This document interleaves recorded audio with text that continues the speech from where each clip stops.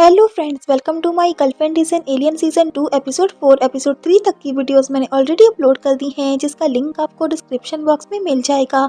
सो आगे हम देखते हैं शाओची फैंग लैंग को किस करने ही वाली होती है कि वो सो जाता है तो शाओची कहती है ये मैं क्या कर रही हूँ, मुझे भी जाना चाहिए। कि तभी उसे उसकी हार्मोन्स की स्मेल आने लगती है जिससे वो वहीं रुक जाती है एंड उसके साथ ही सो जाती है।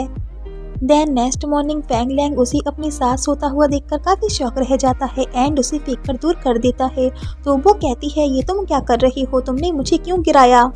तो वो कहता है तुम मुझे टच कर रही थी। तो वो कहती है ये मैं नहीं थी, तुमने ही रात मुझे यहाँ रोका था और अपने पास सुलाया था। देन आगे हम फैंग लैंग को किचन में ब्रेकफास्ट बनाता हुआ देखते हैं, जहाँ शाओची उसे घूर घूर के देख रही होती है। फिर आगे दोनों साथ में ब्रेकफास्ट करते हैं, जहाँ शाओची को वो काफी पसंद आता है एंड उससे कहती है जब तुम घर में अकेले होते हो तब भी अपने लिए ये सब बनाती हो। तो फैंग लैंग कहता है नहीं, तब मैं यूजुअली अमेरिकानो पीता हूँ। फिर आगे शाओची घर वापस आकर मिस चाई एंड शाओबू के लिए भी ब्रेकफास्ट लाती है, लेकिन वो दोनों उसका काफी हैप्पीली वेलकम करती हैं, जिससे वो शॉक रह जाती है। तो मिस चाई उसे बताती है कि फैंग लैंग और तुम्हारा रिलेशन आगे बढ़ रहा है एंड तुम जल्द ही डेट करोगे।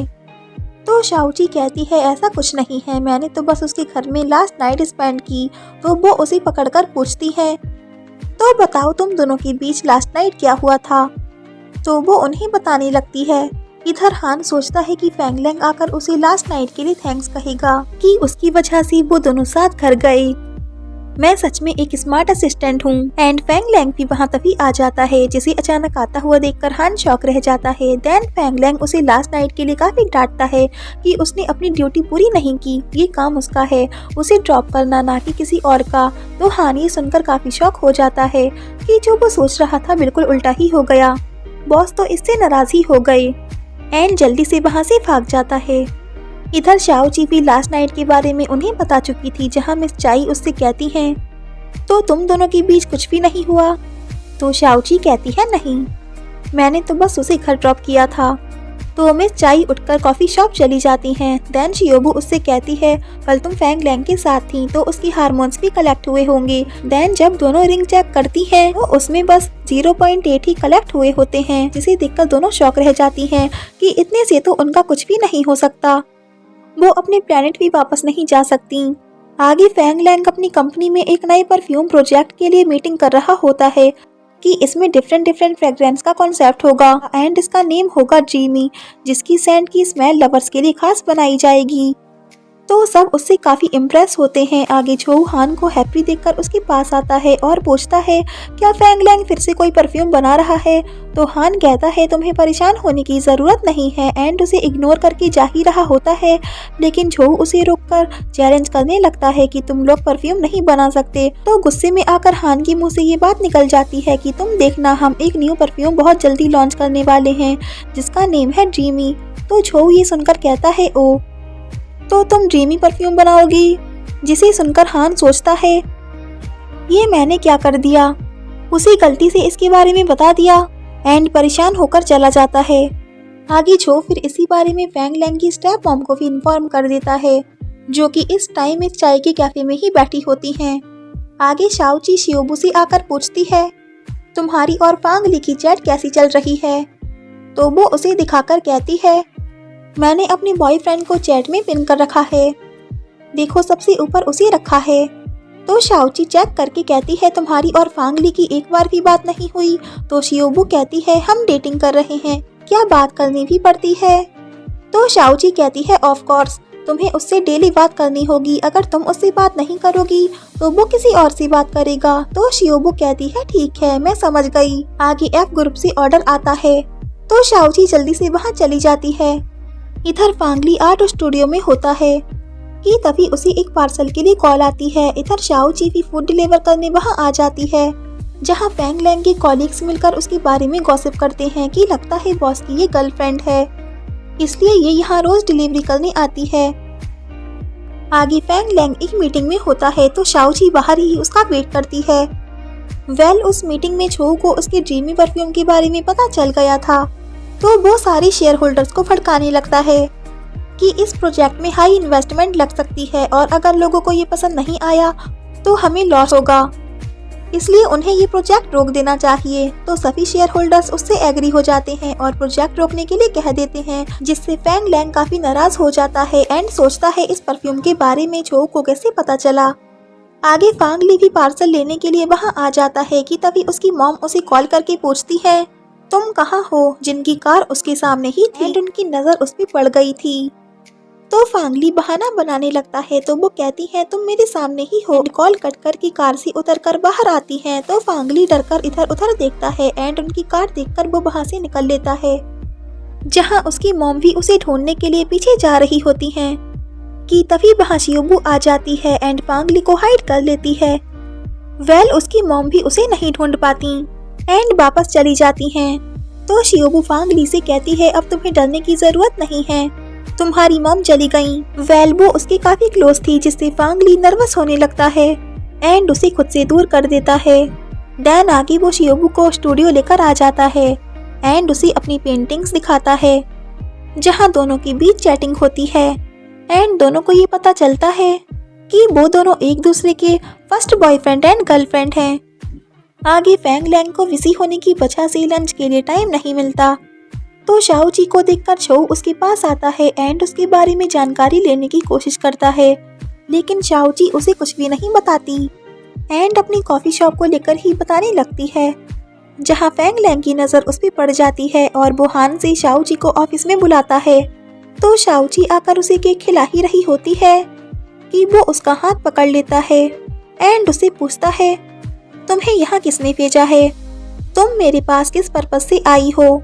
तो शाओची सोचती है, ओ नो, क्या इसे मेरा मिशन पता चल गया। जहाँ फैंग लैंग को लगता है कि शाओची को छो ने उसे अपने पर्पस के लिए भेजा है एंड शाओची को लगता है कि उसे उसके हार्मोन्स कलेक्ट करने के मिशन के बारे में पता चल गया और घबराकर उसके हाथ से केक भी गिर जाता है फैंग लैंग के कपड़ों पर, जहाँ वो उसे सॉरी कहती है कि मैं इसे क्लीन कर देती हूँ, लेकिन फैंग लैंग उसे पकड़ के ले जाता है एंड पूछता है, तुम्हें मुझे उन्होंने यहाँ डिस्ट्रॉय करने के लिए भेजा है, राइट। तो शाओची कहती है, नहीं, मैं तुम्हें डिस्ट्रॉय नहीं करूंगी, बस तुम पर इससे थोड़ा इम्पैक्ट तो होगा। तो फैंग लैंग को उस पर काफी गुस्सा आ जाता है कि जाकर अपने बॉस से कह देना कि मैं किसी से नहीं डरता एंड दोनों के बीच इसी बात को लेकर काफी मिसअंडरस्टैंडिंग क्रिएट हो जाती है, जिससे फैंग लैंग उसे वहां से भेज देता है।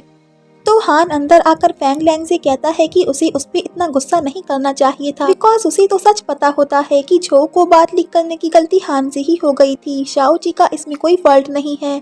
लेकिन फैंग लैंग को गुस्से में देखकर उसे ये सच बताने की हिम्मत वो नहीं कर पाता एंड फैंग लैंग उससे कहता है कि शाओची को हमारी ब्लैक लिस्ट में डालो, वो दोबारा यहाँ ना दिख जाए, जिससे हान को भी काफी बुरा लगता है। आगे शाओची सब कुछ शियोबू को बताती है कि फैंग लैंग ने उसके साथ काफी रूड बिहेव किया, उसे पता नहीं कि मैं एक एलियन हूँ और एलियन काफी पावरफुल होते हैं, मैं उसे छोड़ूंगी नहीं।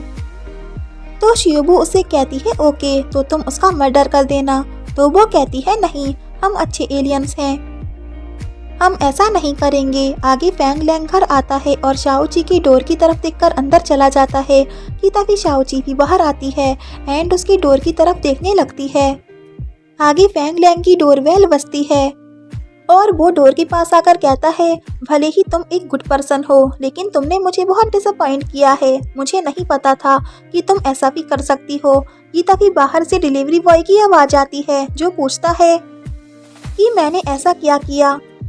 तो फैंग लैंग डोर खोलता है एंड काफी शॉक रह जाता है, बिकॉज उसे लगा था कि शाओची होगी एंड वो ऑर्डर भी शाओची का ही था। कि तभी वो आकर उसे लेती है एंड फैंग लैंग उसे देखकर फिर से डोर बंद कर देता है एंड उसकी इंसल्ट कर देता है, जिससे वो फिर दुखी होकर घर वापस आ जाती है एंड रोने लगती है।